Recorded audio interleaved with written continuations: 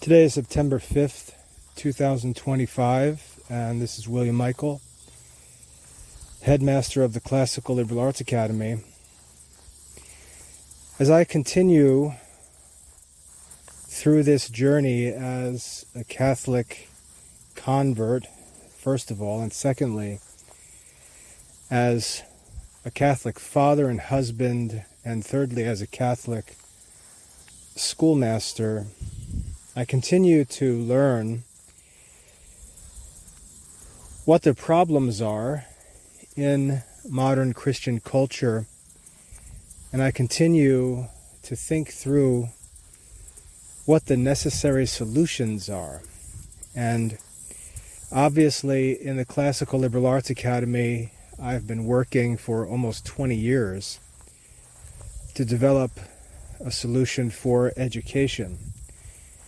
And I think what's available in the Classical Liberal Arts Academy today is quite amazing, considering where we began back in 2008 when the Academy opened,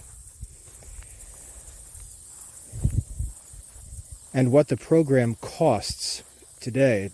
We've not only achieved the preservation of the classical Catholic curriculum, we've also established an accredited study program, but we've most importantly made it affordable. So it costs only $250 a year for students and only $600 a year for a whole family.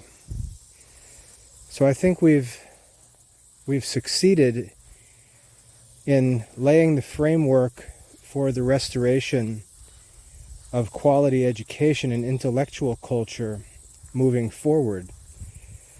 But as I raise my own children and continue to work in the broader circle of household management, family life, and so on, I see that there are deeper, more extensive problems that have to be addressed.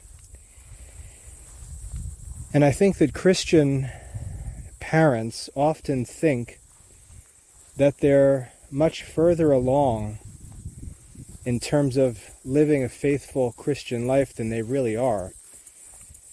And I don't say this to criticize, because none of us were prepared for parenting, and we certainly don't receive much assistance in Catholic parenting and household management. It's a topic that's hardly ever discussed, sort of taken for granted, like it's some easiest, self-evident activity that doesn't need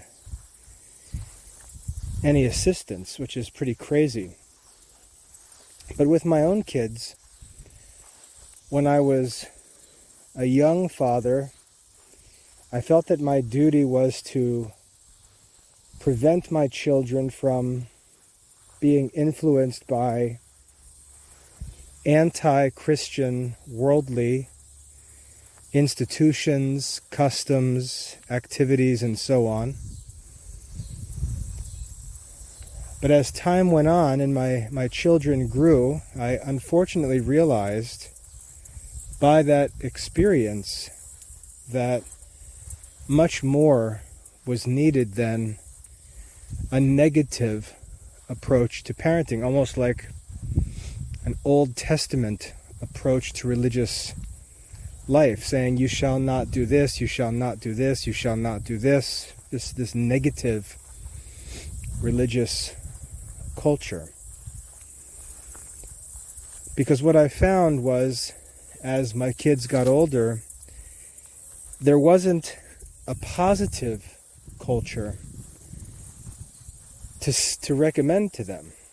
There wasn't a positive culture. There wasn't a culture where I could tell them what they should do, or where I could provide them with activities and community that are good for them. And it's easy to say, well, that's what the Catholic parish is for. But the problem with the modern Catholic parish is that the priests in the church, they really don't want anything to do with that idea of community life. It seems that the desired activity for the parish is just something like a sacrament drive-through, a place to come, park your car, get the sacraments, and drive home. It's really just like a spiritual fast food restaurant. I think the vision that Christians have for the Christian life in this generation is far too small, and that's the cause of the trouble. And it's not just the clergy, it's not just the parish, it's our entire Christian community, and especially the laity, because I think the laity, they're like the grassroots of everything. And when the laity doesn't do its job, the whole foundation isn't established, and Christian culture just can't be built. And so the old foundation that was built by past generations, it's falling apart, and the house of Christian culture is crumbling. And everyone is looking around as if they're just going to live as people lived who could take that foundation for granted. And the truth is we can no longer take that foundation for granted because it doesn't exist. And so either it's going to continue to crumble and we're going to continue to pretend to build Catholic culture, or we're going to have to do the extraordinary work of reestablishing a foundation for Catholic culture. And as I said, it begins with the laity.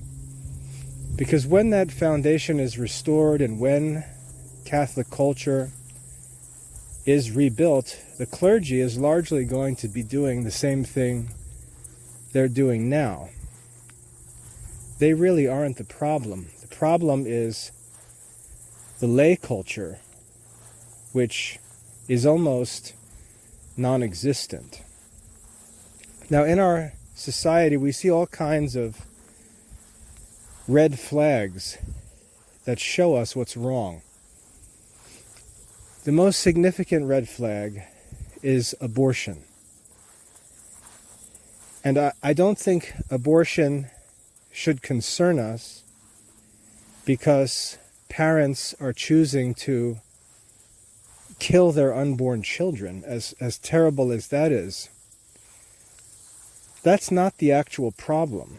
That's a consequent to the problem. That's a result of the problem.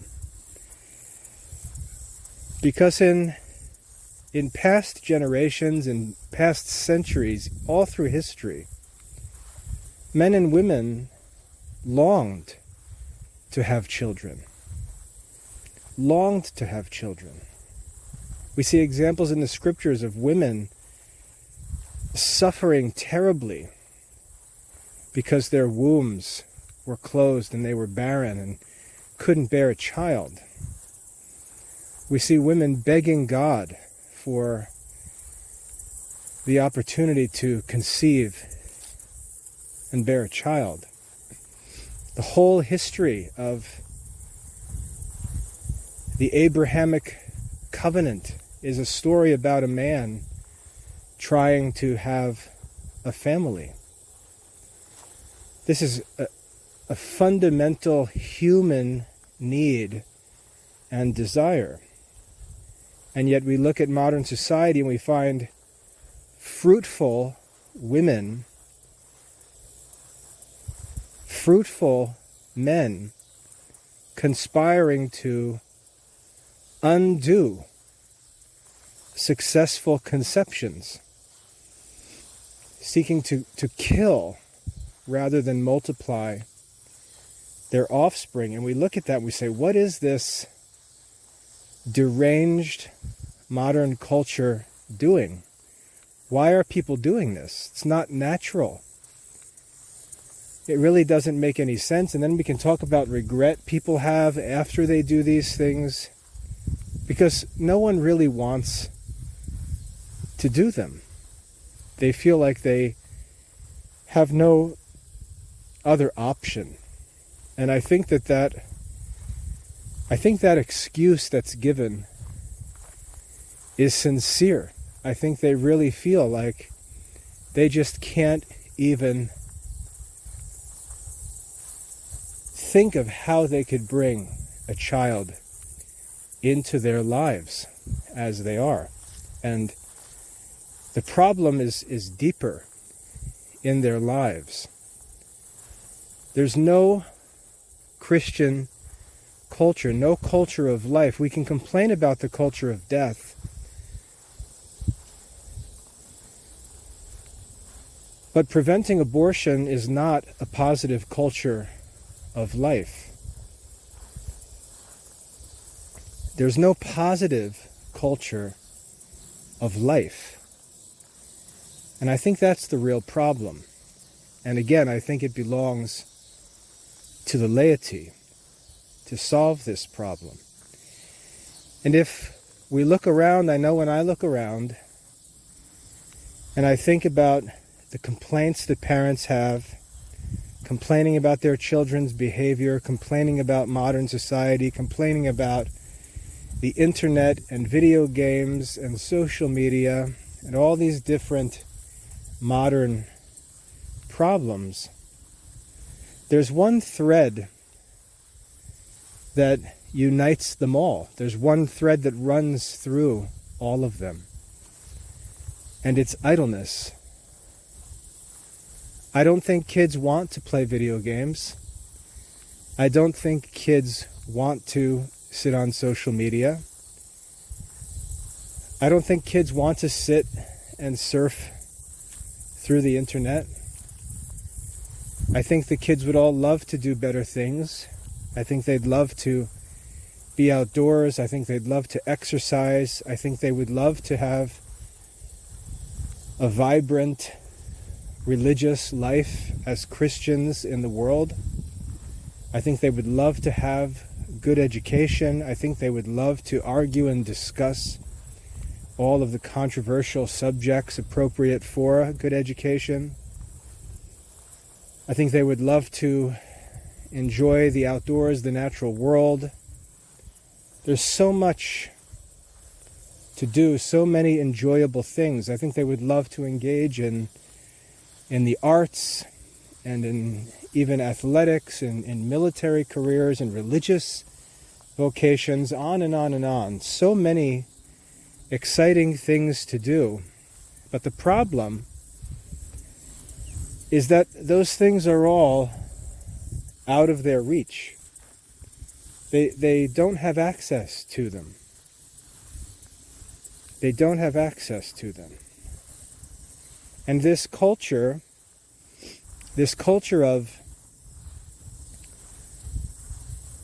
sitting around playing with mobile phones, scrolling through TikTok videos, watching YouTube videos, playing video games, the reason why it's so common is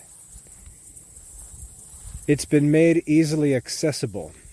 It's something that you can get your hands on and do, to put it simply. It's just something you can do. If you're bored, you can easily open up Facebook, open up Twitter, scroll through the posts, go to YouTube, scroll through some 1-minute shorts, videos. Just scroll around, click around. I don't even know how much people listen to music anymore. People certainly aren't reading books, but again, where would you read books?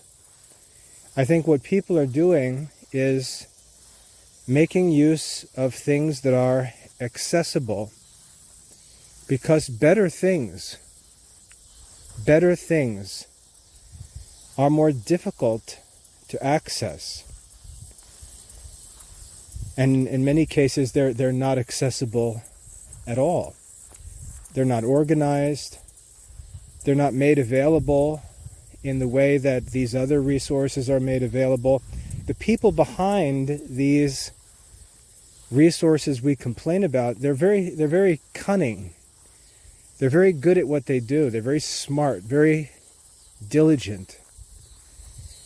They get their products into the hands of customers, of users, and make them very, very convenient, very easily accessible. It's almost impossible to keep them out anymore. It's like air just coming into the room.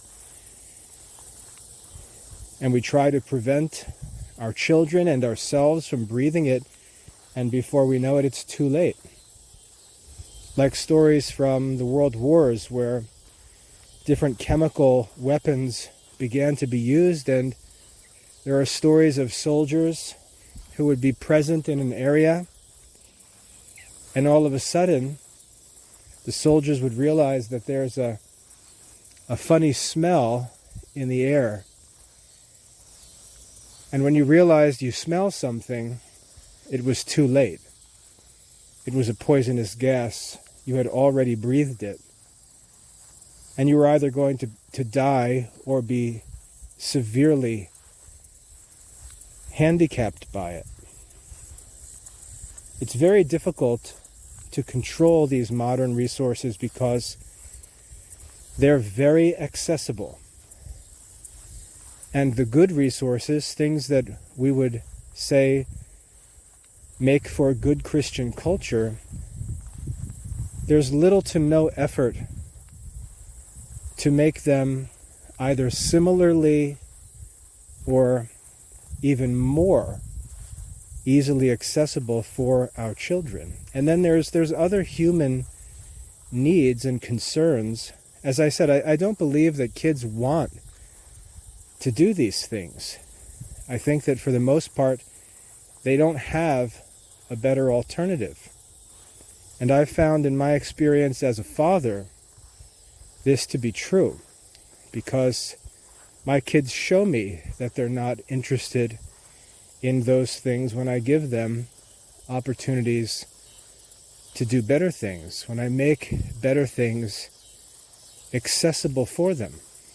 And that started with their education, which was why I created the Classical Liberal Arts Academy. But at this point in my life, it's extending, especially as I have adult children, it's extending to broader circles of family life. Now, as I mentioned before, parents today are killing their children. I don't think they want to do that. I think they are trapped, and not to make them victims that can't help themselves, because with God all things are possible. Saints have come from the worst circumstances, but it's not reasonable to put people in the worst circumstances and tell them to be saints, because if we do that, then we're not acting like saints. It's our duty, as Aristotle teaches in the Ethics, to try and promote happiness for all people, to put everyone in the best circumstances possible. And we're not doing that. And that's why many people, especially those who are not well educated, who are not very virtuous, who lack ambition and so on, they're very easily swallowed up by this modern culture of death, because they just feel like there's no conceivable alternative. And the language we hear many use when speaking about having children and family life is that it's just all too expensive. It's too expensive. It's so expensive to have a child. It's so expensive to raise a family. And you'll hear everyone talking about this. You'll hear poor people saying this, and you'll hear millionaires saying this, complaining about how expensive it is to raise children.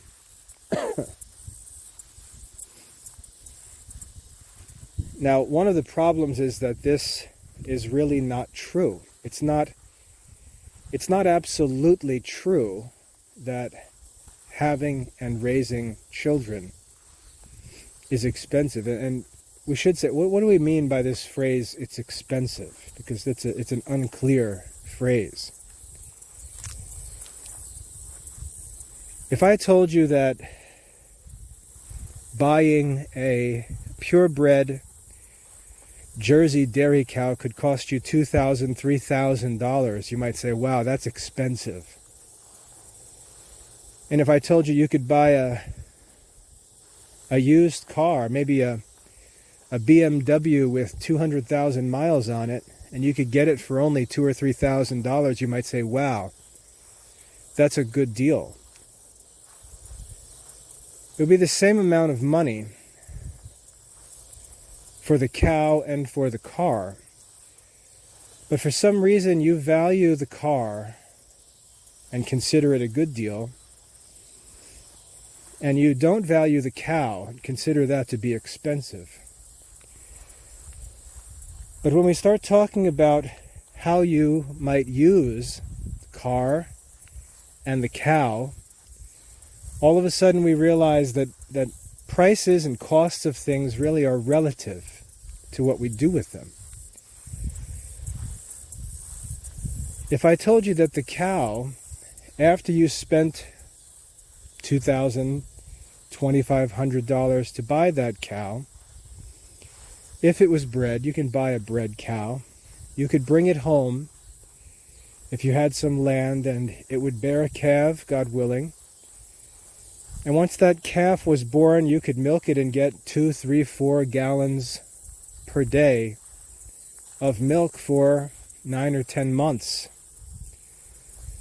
You do the math and you say, wow, that's quite a productive animal. And I say, oh yeah, and by the way, you just got a free second cow.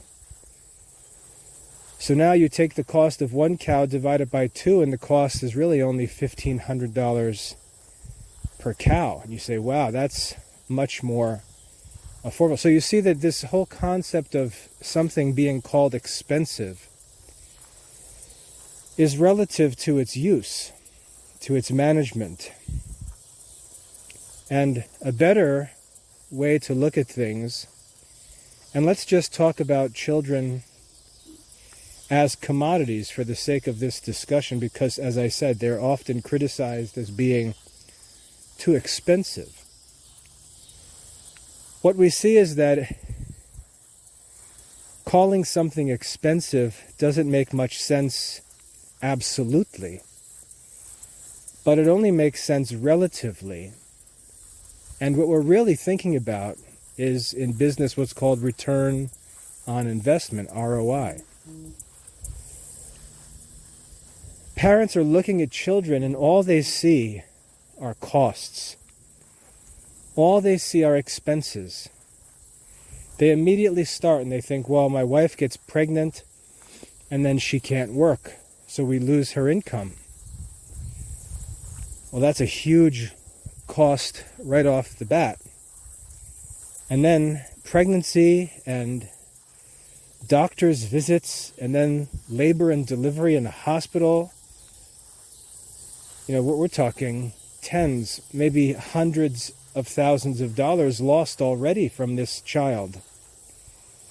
And then we talk about their food and clothing, all of the needs that they'll have as infants and toddlers. And then we have to think about their education, 12, 13 years of paying tuition and books and services and who knows what else. And then what's next? College, that we've got to feed these kids, clothe these kids, provide all of these activities. Then we're talking again about college, and how in the world can anyone afford to have a child? It's like having a racehorse. It's just too expensive. And the discussion often ends somewhere around there. And it doesn't matter. You could make $1 million a year and say it's just so expensive. We can't figure out how to cover the costs. And if you think it's expensive when you're making $200,000 a year, imagine what it's like to be a person making $50,000 a year. It just seems naturally impossible. And what normally happens is then mom goes to work and they have two incomes and they say, okay, well now at least but now you've got new problems developing, and there's just no real adult solution. And that's why children are spoken of as a liability rather than an asset. There's no ROI on family life. And you can get all of this cliquey language. You can start talking all this mommy culture language about how mommies love their babies. But it's just romantic talk. And that's really not what I'm talking about. I think everyone knows what I'm talking about.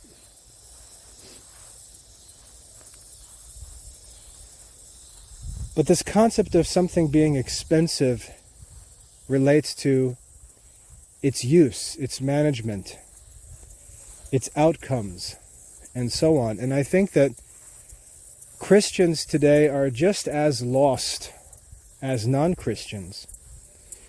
Christians won't abort their children because they know that the commandment says you shall not kill.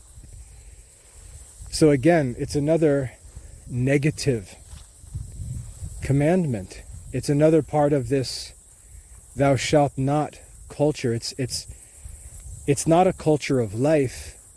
It's simply not the culture of death. And that's the problem with modern Christian culture. Not participating in the culture of death is not enough. That's not God's will for us. To not kill your neighbor is not God's will. God's will is that you love your neighbor. God's will is not that you steal your neighbor's clothing or not steal your neighbor's clothing. God's will is that you actually clothe your neighbor if he's in need. And so you can see that the negative commandment to not steal or not kill or not commit adultery or not covet, not doing that is not God's will. God's will goes much further than that. God's will goes to the opposite side, to the positive commandment, to actually love your neighbor, to share with your neighbor, to care for your neighbor, and so on. And so as Christians, we tend to live with this Jewish religion, this Old Testament religion, talking about all the things that we're not going to do. But the problem is, we then live in a state of limbo, where we may not be doing the bad things, but we're also not doing the good things. Many of us don't even know how to do the good things. Many of us feel like we're willing to do the good things, but we don't know how to do them. Like if I were to say to someone, Jesus commands us to give alms, many Christians would stare at me and say, what do you mean give alms? I don't understand how to give alms. If I say Jesus says to pray, many Christians will look at me and say, what do you mean by pray? I don't really know what I should do to pray. I really don't know how I'm supposed to pray. So they may not be atheists, but they also don't know how to worship or pray. The positive culture is lost. And so we've become a culture that just boasts of the fact that we don't do the bad stuff.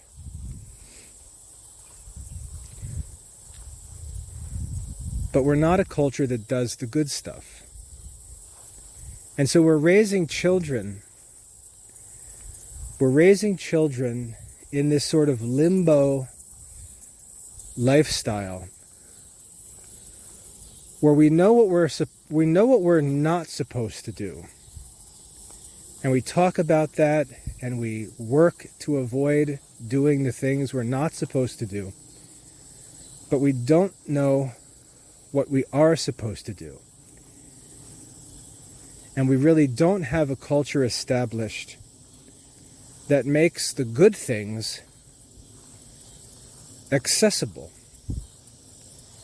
And everyone is afraid to talk about these things. And this is one area where I think God has given me some freedom. I think it's like in school when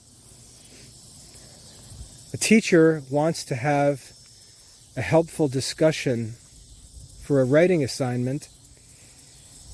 And for the discussion to be helpful, it's got to get started. And the only way that it can get started is if someone is willing to read what they've written. And the whole class sits there staring into space, trying to look away and not make eye contact.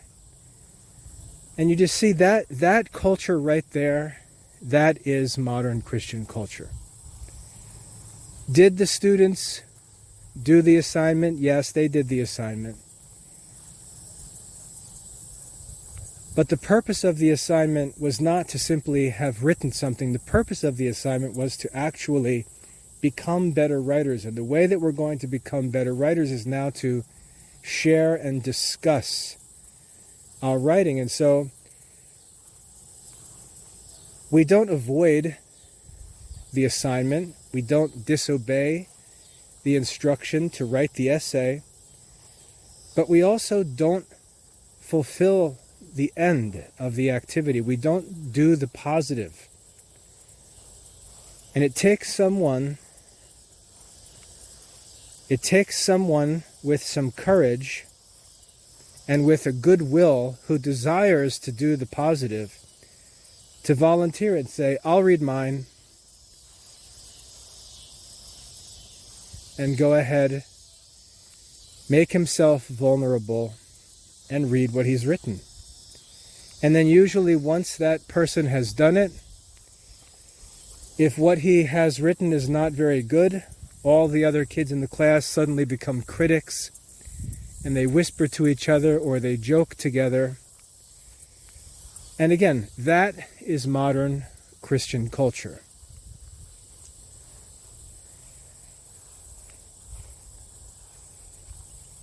They're not like the bad kids who didn't do the writing. And they boast that they didn't read a poorly written essay, but they're not doing the positive thing that needs to be done, which is actually becoming better writers and helping one another become better writers. And we see this modern, idle, relatively useless, but very critical, sarcastic, spectator culture that is modern Christianity. Everything is reactionary. We wait for other people to do things and then we evaluate them, we criticize them, we mock them, and so on. I even saw a Catholic woman on social media yesterday making fun of the way that a bishop smiles, making fun of his smile. That's modern Christian culture.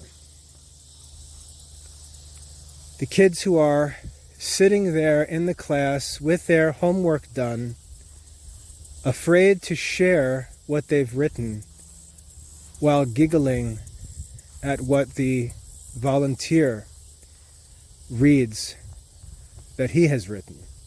This idle limbo culture that really doesn't impress anyone. No one feels good living that life. No one is proud of that life. It's just a lazy sort of state of idleness. But that person who volunteers moves the group in the right direction, and sometimes that first student gets the class going, reads his paper. Some students raise their hand to discuss what he's written, ask a question about what he's written, point out a problem that can be fixed, and the class begins the process of getting better and actually helping one another and improving their lives, which is the purpose of the exercise. And what we need in Christian culture, we need some courageous people to volunteer to propose the positive solutions. And they're going to largely be failures because we don't necessarily know what to do, but that's really not the goal. The goal is to get the movement going in the positive direction. We've got to stop thinking that avoiding the negative culture is good enough. We've got to stop being lazy and prideful and idle, sitting in this limbo culture, doing nothing positive.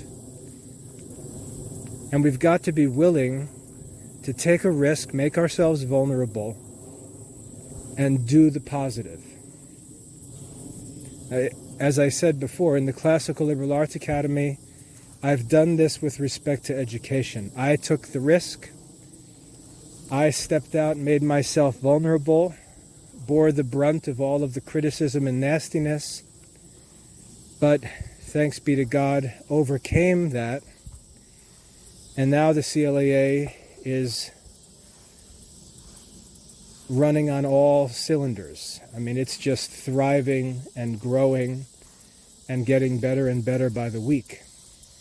The cost of the program is going down, as I said was one of my goals. The quality of the program is going up, and we're really beginning to rival non-Christian study programs, and I think we're going to disturb education in the future, or disrupt, I should say. And that's my goal. Now, the advantage that we have in restoring positive Christian culture, the advantage that we have is that we've got 2,000 years of the history of the lives of the saints, and we can see what they have done in the past, and we can just copy them. That's how the classical liberal arts largely started. I studied the history of Christian education, spent time studying the schools founded by the Jesuits back in the 1600s,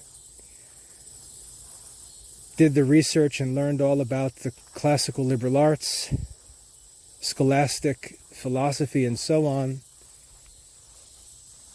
and used all of that knowledge of what saints did in the past to create a positive solution for the present. So we've got a great advantage to help us do this work. We simply have to go back, look at what saints and wise men did, and bring it back to life. And you can say, as many modern Catholics will say, well, that's just not good enough for these modern times, and that's not good enough, that's not perfect, that's not this, that's not that. But that's not the immediate goal. We're sitting here, a bunch of perfectionist critics who don't do anything.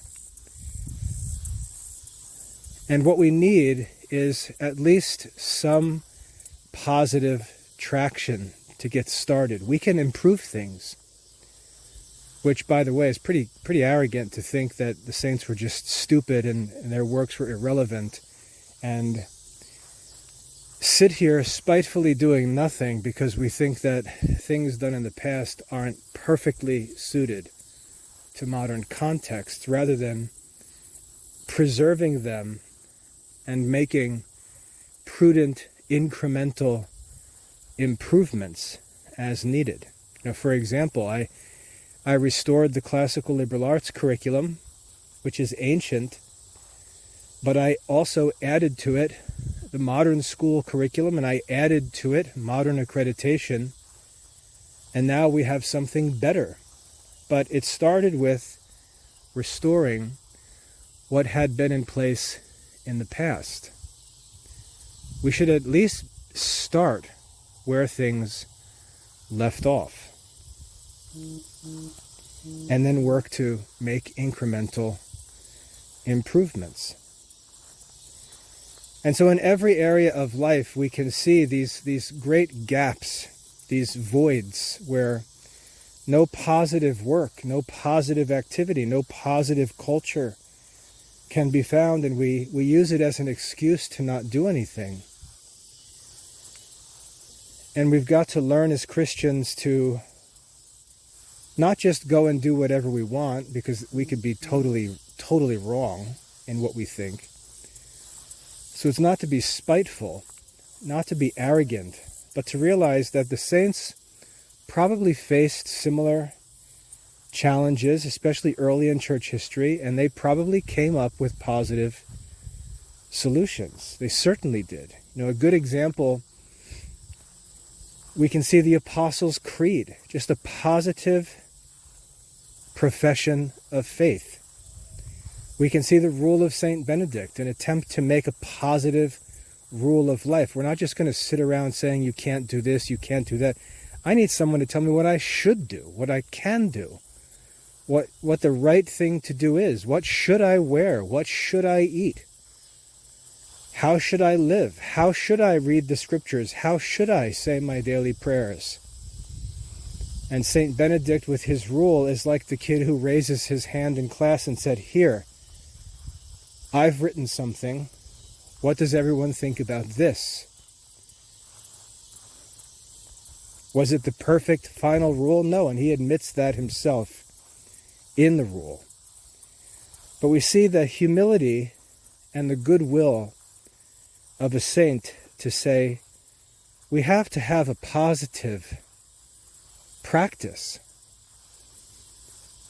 And I'm willing to take the risk of writing such a positive practice and submitting it to the judgment of my fellow Christians.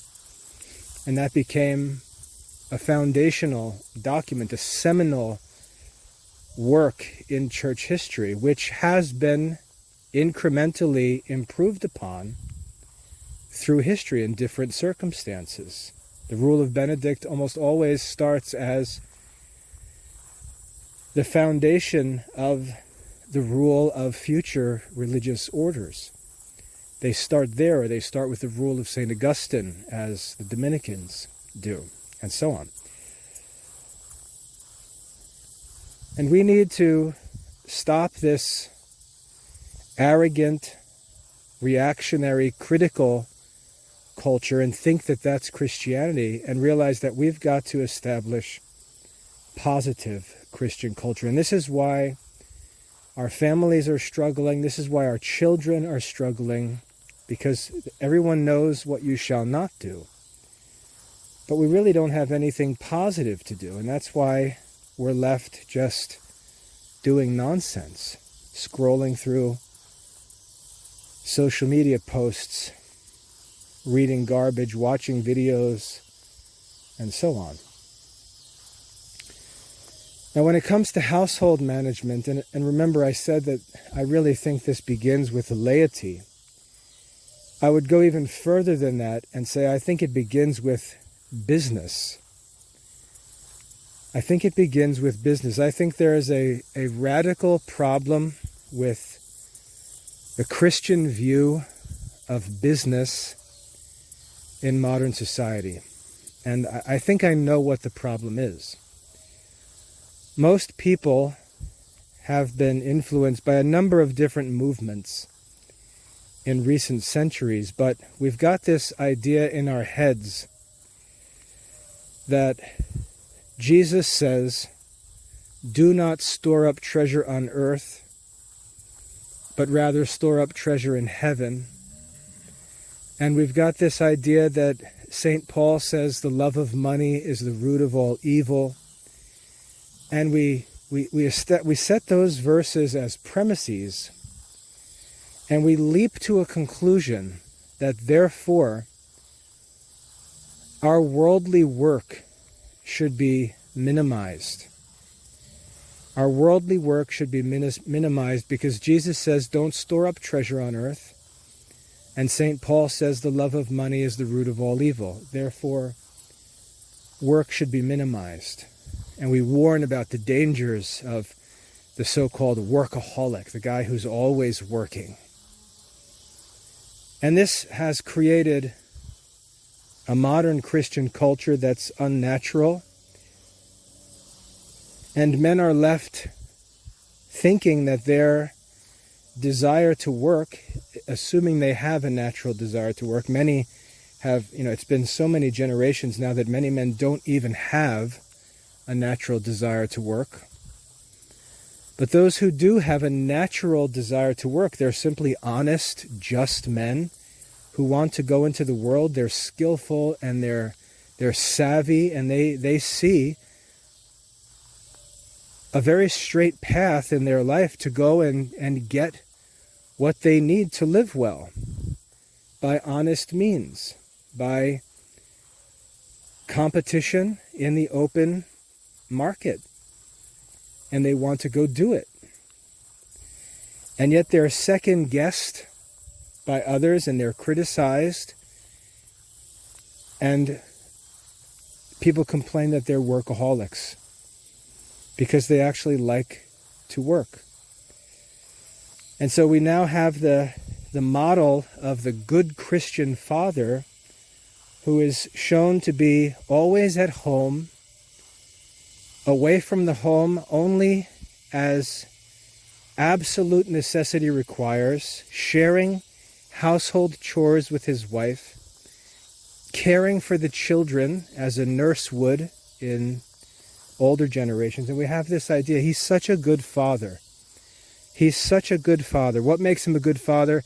He changes diapers, he feeds the children, he makes dinner, he washes dishes. He's such a good father. And this has become modern Christian culture. And that's not the role of a father. Now, what happens in these families, and these are usually young families with young children, toddlers, infants, moms in childbearing years, and so on. You can get away with this during those early years because life is relatively cheap and simple. But then the kids begin to grow up, they get into puberty, they start getting adult interests and desires. And the natural connections, the opportunities, the resources that should be available for them, that they need to make that next step to independent living, they're not there. They're not there. And so you've got a 14-year-old, a 15-year-old, a 17-year-old who's living in a home that's designed for 2-year-olds. And it's as if the family simply ignores the need of its older children. It ignores it, as if the older children are supposed to turn around as the father is expected to do and go help in the kitchen and change diapers and be a babysitter and so on. And again, I would argue that the reason for this is because we've identified as the culture that doesn't abort children. So now we just play with children. But we're neglecting the responsibility to raise adults because we think that by not aborting children, we've done enough.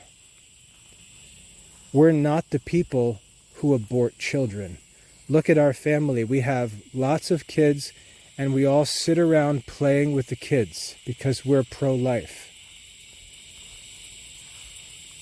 And so, again, the bar for Christian culture has been set at, we don't abort babies. But that's not where the bar is supposed to be.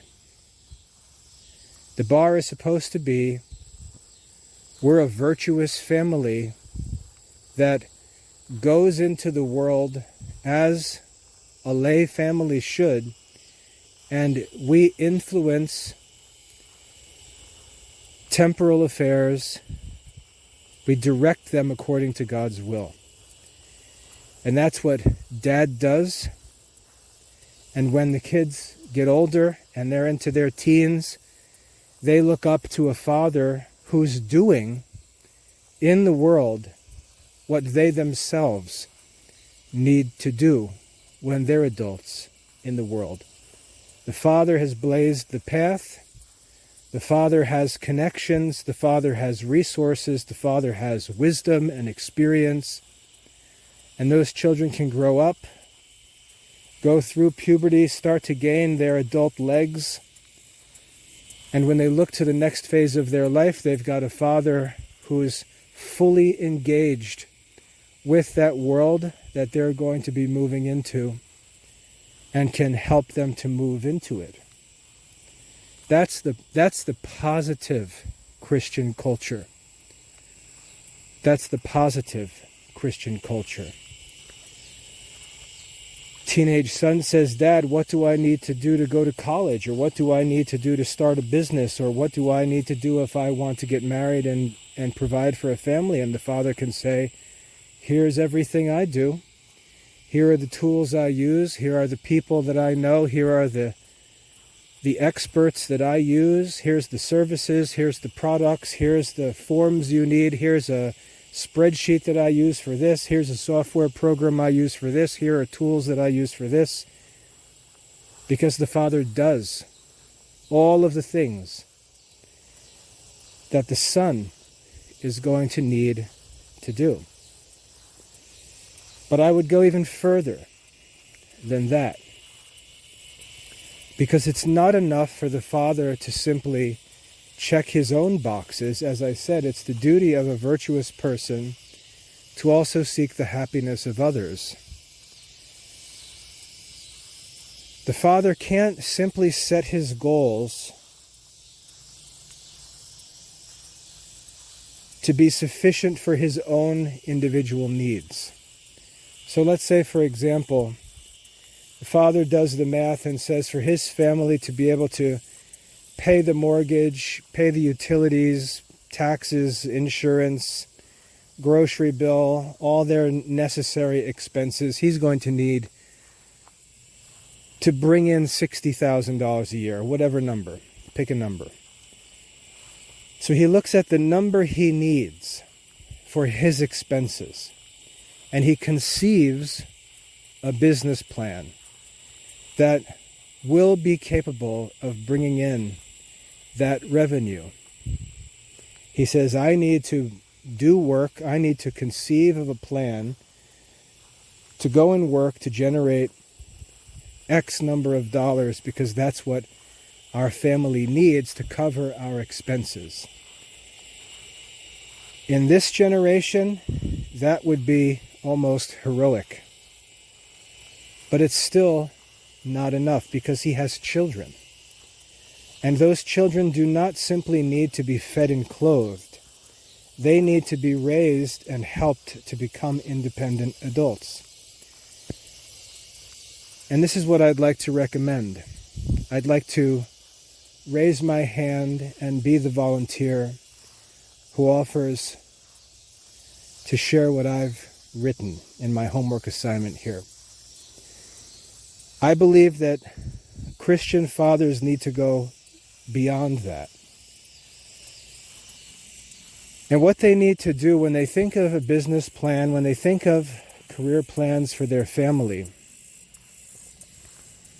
They need to think of a business plan that will provide for their personal needs. That's obviously necessary, but they need to think of a bigger plan than that. They need to think of a bigger plan, which when their children get older, and I'm not talking 20s because the kids can choose any vocation they want. They may not even be home. I'm talking when kids are in their teenage years, if they're in college and still home, and so on. Fathers need to think of a business plan that if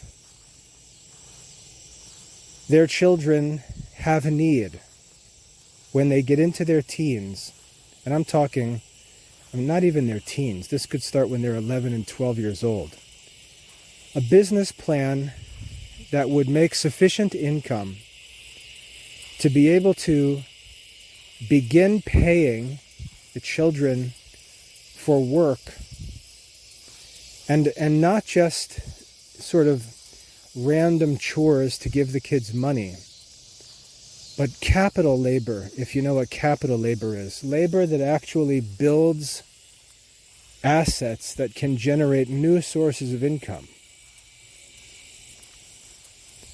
Fathers need to conceive a business plan and figure out what needs to be done and get things prepared so that the children can work for pay as they get into their teens and do tasks that build capital and can actually become sources of income for the father. And the children can be paid for these things. The reason why capital labor is important is because you can pour money into capital labor and end up gaining more and more, because means of more revenue are being created. So you see, it takes much more prudence and business savvy than physical work to prepare for the children in this positive way. And I'll give a simple example. Here where we live on a farm, so I got a dog barking in the background. We live on a farm,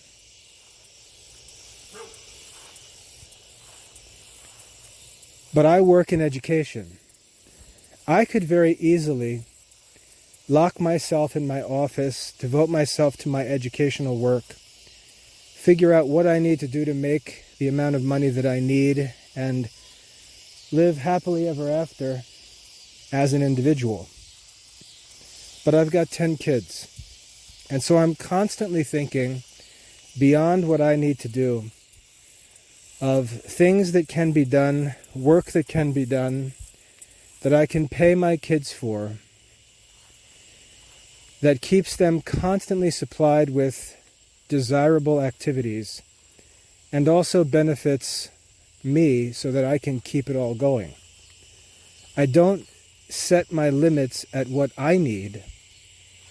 I think beyond them of things the kids can do that they can earn money for and provide them with a positive culture that's good for them. They can learn all kinds of skills, get all kinds of experience helping me. So I've got things within the CLAA that they can help with behind the scenes. And so if they want to work at a desk and do some computer work, there are tasks prepared for them to do because I've sort of bitten off more than I can chew, and I've got those tasks ready for helpers.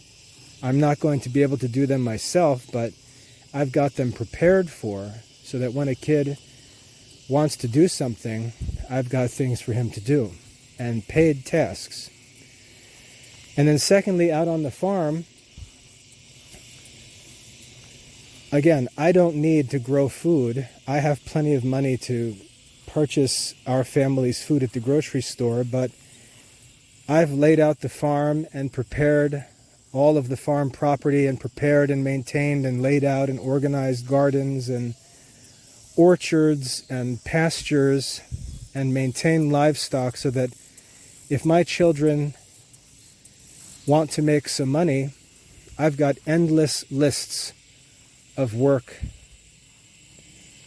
capital labor, productive, valuable work that can be done and is within their ability level. And it's endless. It's endless because it's already been planned and prepared for as productive, gainful work.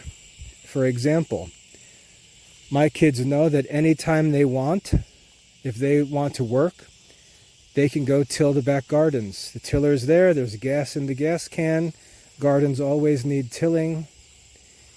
You can always put a few hours in tilling the garden and make 20, 40, 60 bucks. The kids know that there's always weed trimming to do, there's always fences to clear, there's always watering to do, and so on. You can go run a bush hog out in the field and cut some brush, clear some fence lines, and earn some money. I'm never thinking of what I need to do to pay the bills. I'm always thinking beyond that of things that I can offer the kids to do that give them desirable alternatives, positive things to do besides the usual video games and social media and all of that idle nonsense.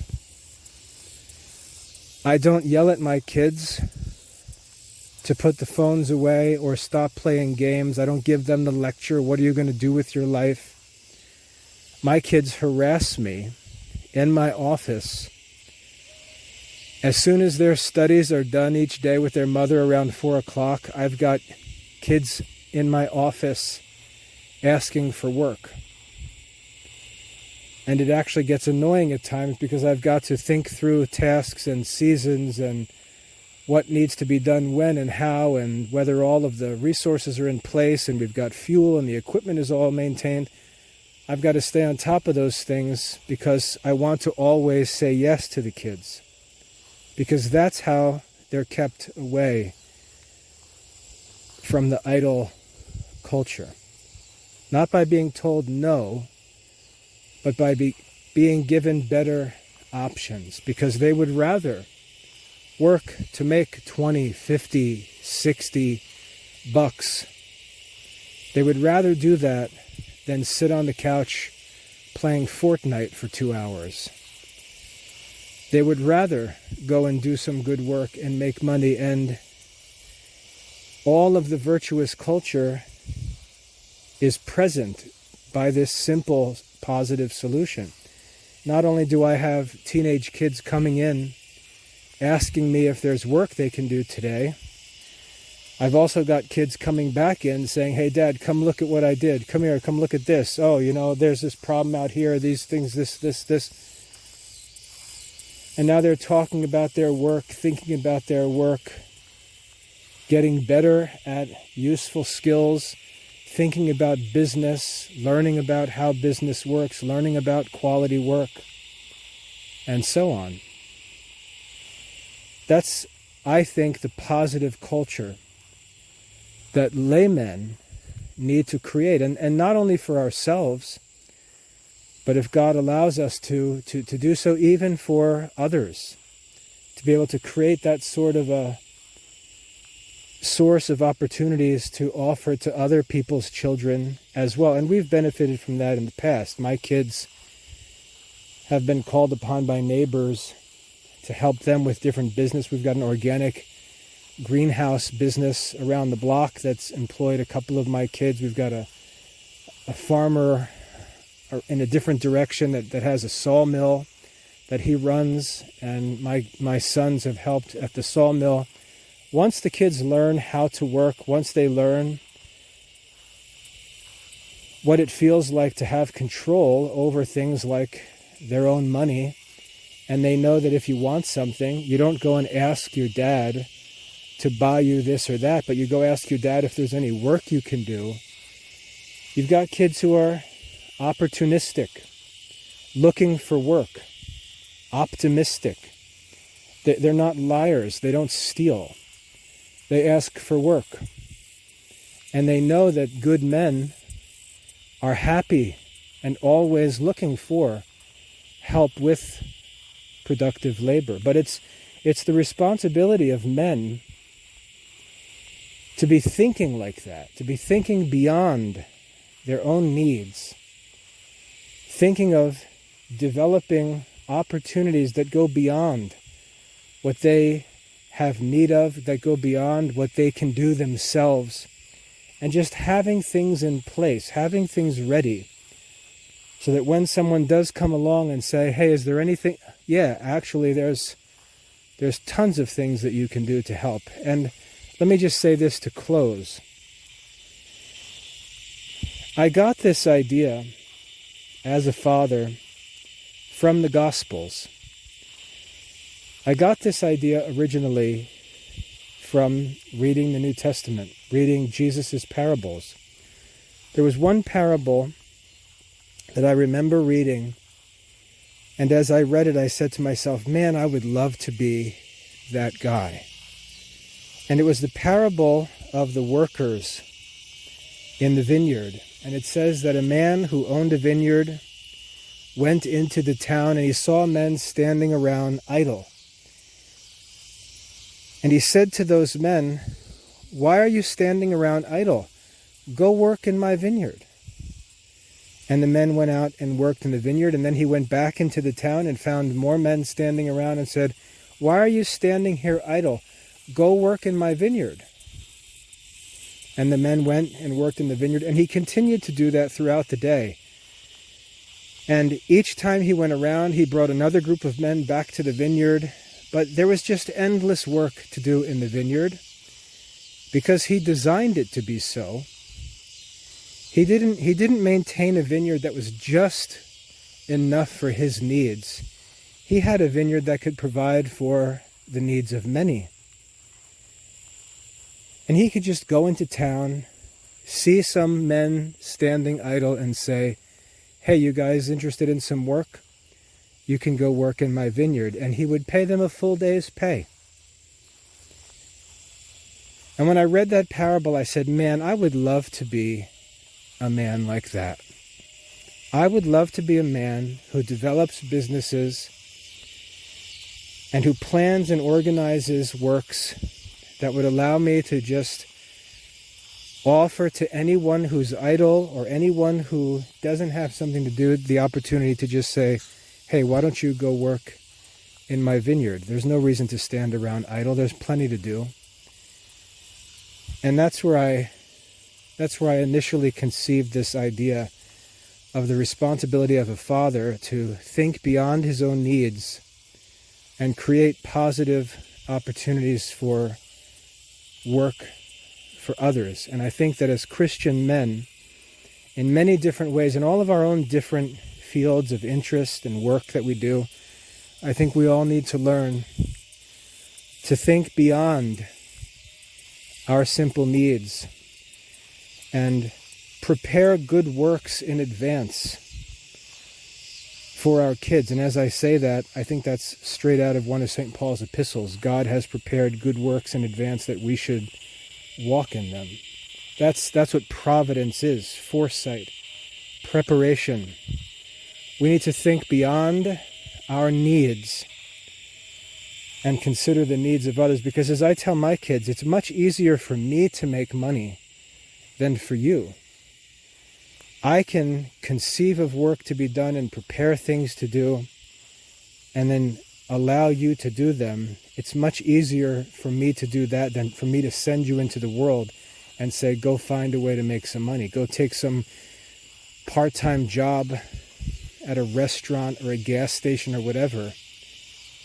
I can find better ways for you to make money doing good work that also benefits your family and can even benefit the mission of your family's business endeavors and so on. So anyway, I want to challenge Christian parents, especially men, to think of what you can do to build positive Christian culture, because that's what our kids need. That's even what other adults need. So chew on that.